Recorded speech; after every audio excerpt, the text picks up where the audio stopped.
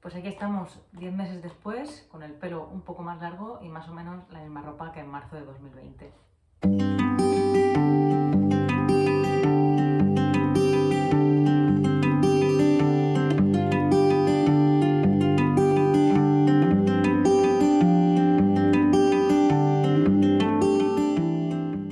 No somos nosotras muy de aprovechar las efemérides para hacer negocio de ellas, pero esta en concreto nos interesa mucho.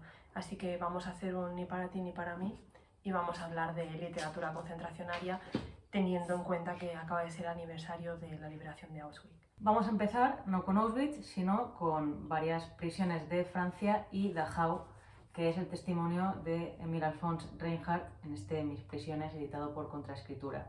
Para hablar de Reinhardt y de Contraescritura, me voy a permitir el lujo de hacer la cortinilla publicitaria de mencionar también Goethe en Dachau, y así todos nos situamos en contexto.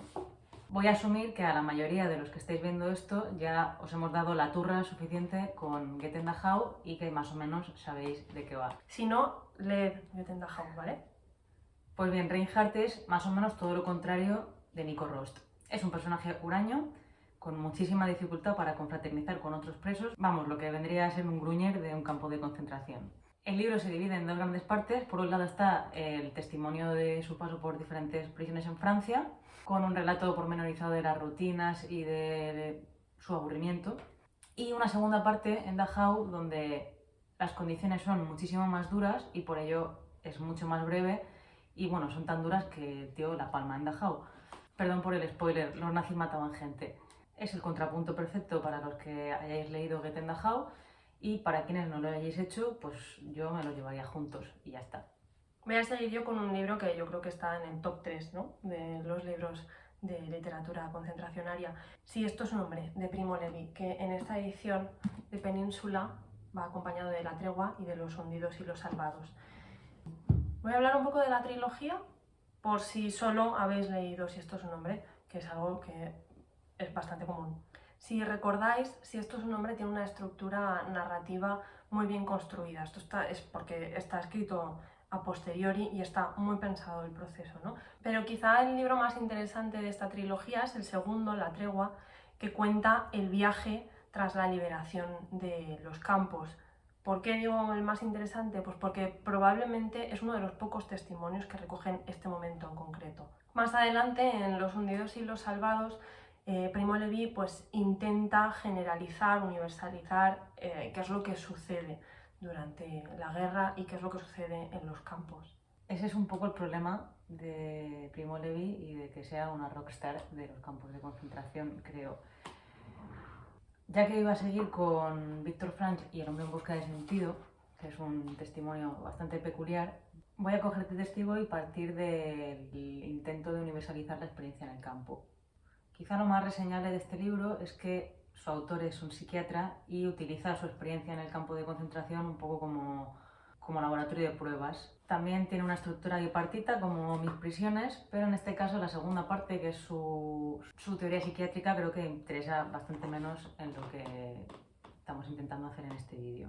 En la primera vendría a realizar un recorrido desde su ingreso en el campo de concentración hasta la liberación y construye algunas generalizaciones a partir de su experiencia personal y con bastante más tino que nuestro italiano Primo Levi.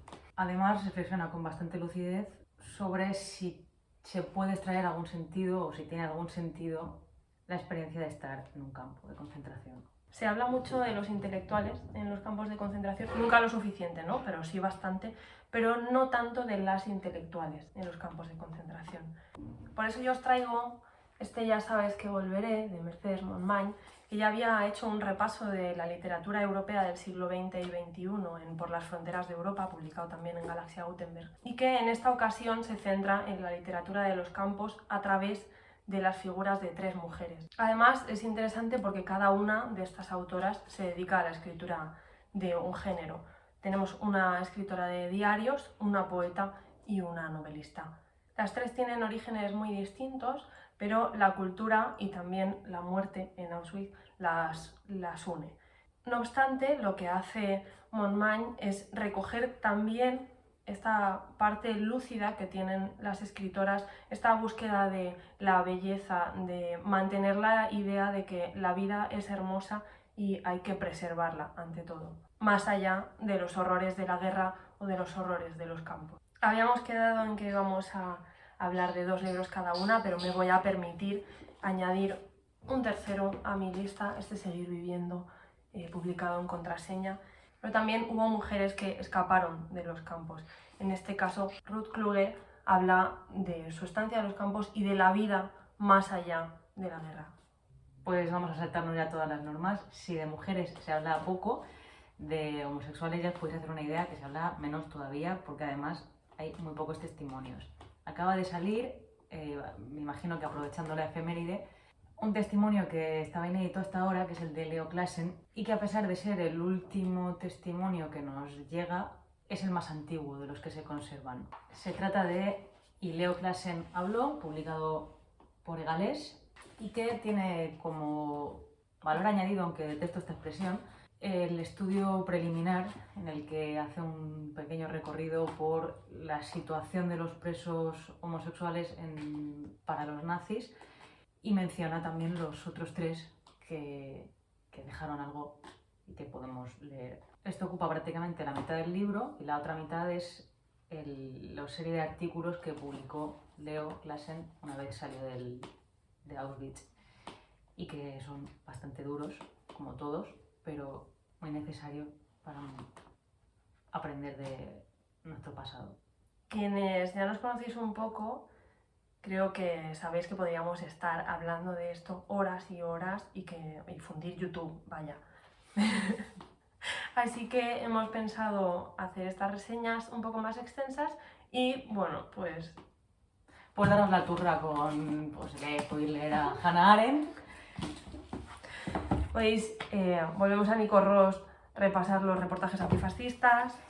Hans Bleimer, otro que pasó por Dachau. Miguel también en Contraescritura. Otro judío. Otro testimonio de campos, pero de los otros campos. Y un libro precioso también de Diegel, que es El bosque de los muertos.